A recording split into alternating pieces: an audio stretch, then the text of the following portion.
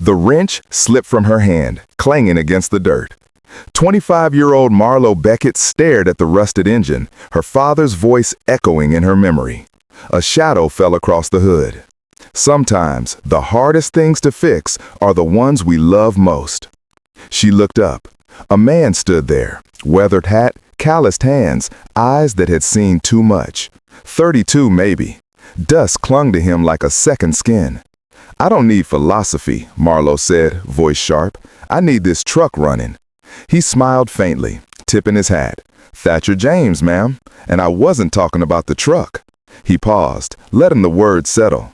"But I can fix that too, if you'll let me." Something in his tone, broken but not better, made her hesitate. Why would a drifter help a stranger? "Because strangers are just friends we haven't failed yet," he said quietly. Thatcher worked in silence, his hands moving with practiced grace. Marlo watched from the porch where her mother, Iris, sat folding her late husband's shirts, a ritual she couldn't abandon. "He's got kind eyes," Iris murmured. "Your father had eyes like that." Marlo's chest tightened. Her father, Brennan, had died 18 months ago when scaffolding collapsed during a site inspection. The ranch had been bleeding money since. Bills mounted, fences sagged, hope thinned. "He's nobody, Mama, just passing through." But Thatcher didn't pass through. Days became weeks. Thatcher slept in the barn, rose with the sun, mended what was broken. He rarely spoke of himself, but Marlo noticed things. The way he flinched when couples held hands in town. The way he'd sit alone at sunset, staring at nothing. The way his jaw clenched whenever someone mentioned love. One evening, by the dying fire, she finally asked, "What are you running from?"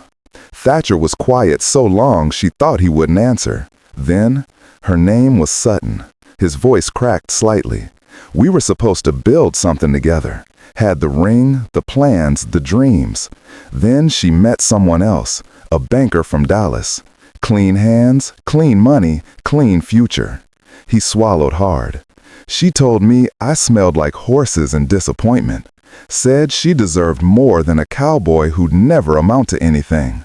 Marlo's throat burned. "I'm sorry." "Don't be," he whispered.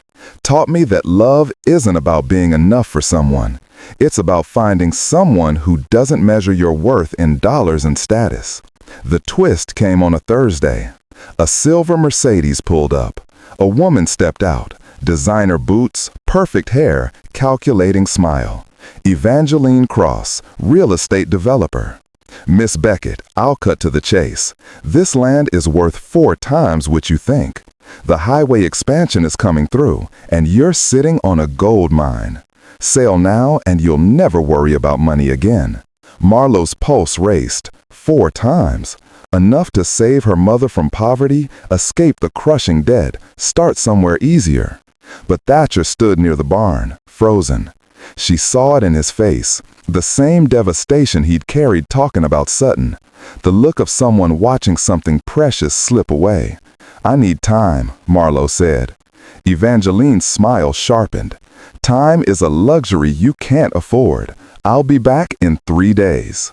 That night, Marlo found Thatcher saddling his horse. "You're leaving." "I have to," he said, voice rough. "You've got a choice to make, and I won't be the reason you choose wrong." "Thatcher, who are you really?" He stopped, shoulder sagging. When he turned, tears streaked his dust-covered face. "My name is Thatcher James Whitmore. My family owns the Whitmore Ranch Group, half the cattle operations in 3 states. I walked away after Sutton left. Couldn't stand the emptiness of that life, the people who only saw money." His voice broke. "But here, with you and Iris, I found something real, something worth more than everything I left behind." Marlo stepped closer, her own tears falling. "Then why leave?" "Because you deserve the freedom to choose without guilt, without pressure, without me." She grabbed his hand. "What if what I choose is you? What if freedom isn't escaping, it's finally letting someone love you?" Thatcher's breath hitched. "I've been terrified," Marlo continued, trembling. "Terrified of losing this place like I lost Papa. Terrified of needing anyone. But you showed me kindness isn't weakness. It's the bravest thing we can do. The second twist arrived at dawn. Iris called them inside, her hands steady for the first time in months. That developer, Evangeline Cross, she's been systematically destroying family ranches across the county, buying them cheap, bulldozing them, building soulless subdivisions. Your father discovered her illegal tactics before he died. That's why she wants this land so badly. It's evidence. Marlowe's blood turned to ice. Papa knew. He was gathering proof when the accident happened. I've been too afraid to fight her alone. But now, she looked at Thatcher. Now we're not alone. Thatcher's jaw set.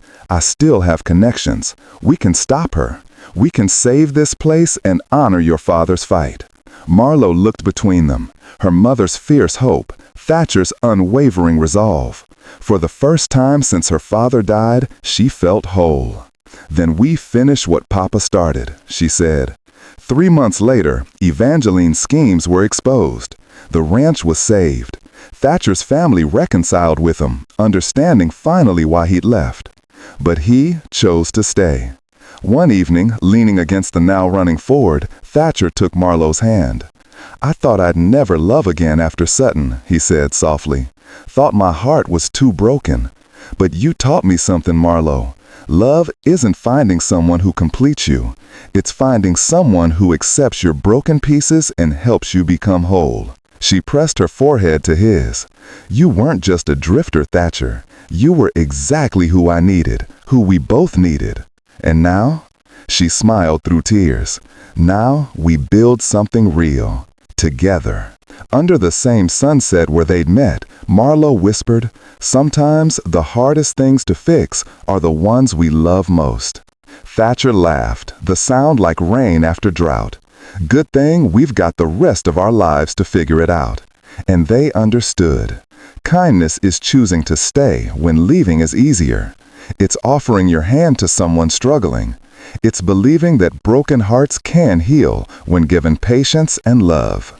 It's knowing that real wealth isn't measured in land or money, but in the connections we nurture and the grace we extend. The land held them, the sky blessed them, and 2 wounded souls found home in each other's courage to try again. If this story touched your heart, please like, share, subscribe, and comment. Let's spread more stories of kindness and hope together.